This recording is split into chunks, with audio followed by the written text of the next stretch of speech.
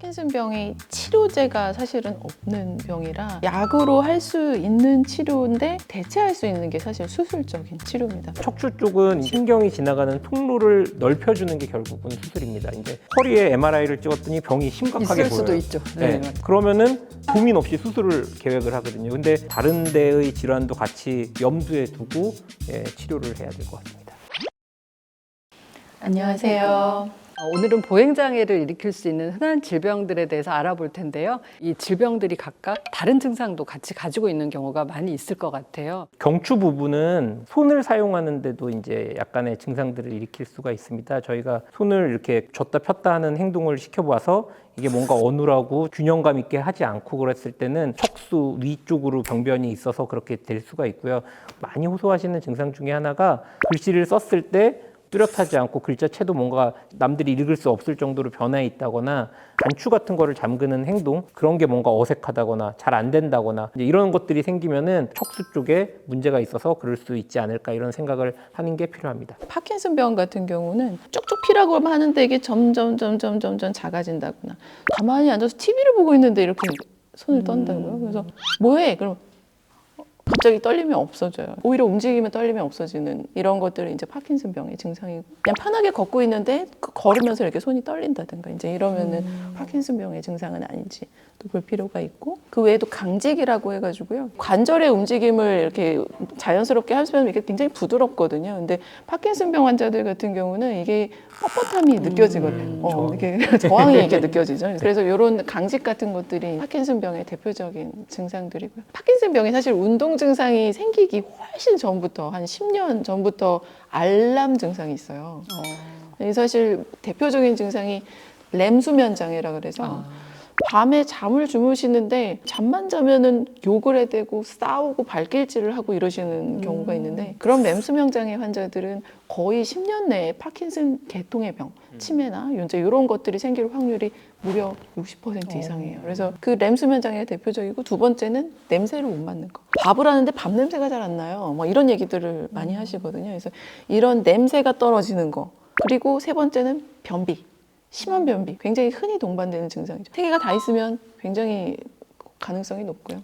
그리고 이게 사람이 뭔가 무표정해지는 얼굴, 그다음에 눈 깜빡임이 감소하는 거, 그리고 목소리가 점점 더 작아지고 목소리가 톤이 없고, 이제 그런 게 이제 얼굴에서 나타날 수 있는 증상들이고, 근데 조금 다르게 수두증도 사실 파킨슨병하고 잘 감별이 안 됩니다. 그렇지만 파킨슨병은 상하지 혹은 얼굴부터 전반적으로 같이 가는 반면, 수두증은 거의 걷는 거에만 주로 증상이 생기고, 수두증 환자들은 나중에는 인지기능, 금방 생각이 빨리 돌아가지 않는 거죠. 계산도 빨리 안 되고 할 수는 있는데 이제 이런 식의 문제가 생기고, 더 진행하게 된다면 소변, 그러니까 소변의 기능 문제가 훨씬 더 문제가 생기게 됩니다.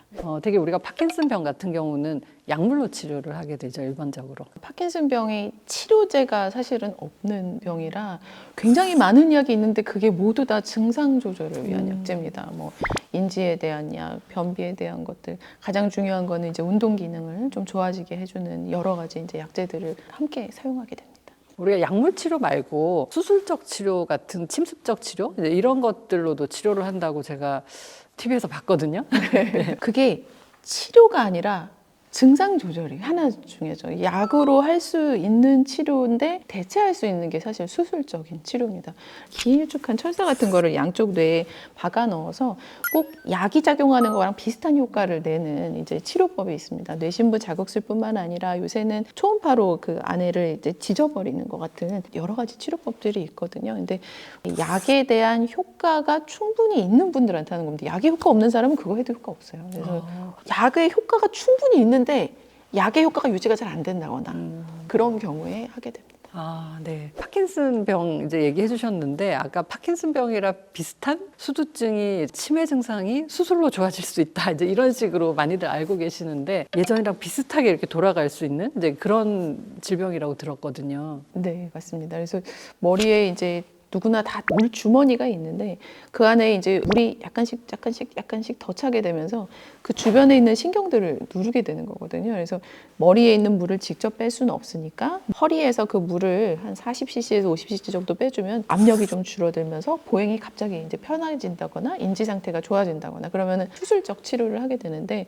머리 안에다가 이렇게 긴 빨대 같은 거죠. 일종의 빨대같이 하수구를 하나 만들어주는 겁니다. 그래서 하나 끼워서 그 물길이 배 쪽으로 해서 그 잘 피부 내려갈 밖으로 수 해서 있게. 잘 내려갈 수 있게 해주는 게 가장 흔히 하는 치료법이고요. 그럼 우리 이제 척수증에 대해서 한번 얘기를 해볼까 하는데요. 이제 어떻게 진단을 할 수 있을까요? 일단은 척추 쪽은 이제 뭐 이런 신경이 지나가는 통로를 넓혀주는 게 결국은 수술입니다. 이제 넓혀주는 방법은 사실 수술적인 방법은 여러 가지 방법이 있습니다. 우리가 이제 목 쪽에 경추가 있는데 뒤쪽에서도 신경이 눌릴 수 있고 앞쪽에서도 이제 신경이 눌릴 수가 있습니다. 그래서 결국은 앞에서 이 병변을 넓혀줄지 뒤에서 병변을 지나가는 통로를 넓혀줄지에 따라서 이제 수술 방법을 저희가 이제 고민을 하고 선택을 하게 됩니다. 그리고 제가 또 한 가지 또 꼭 이제 해드리고 싶은 얘기가 이런 병이 절대 이제 연세가 드시면은 하나만 있는 게 아니거든요.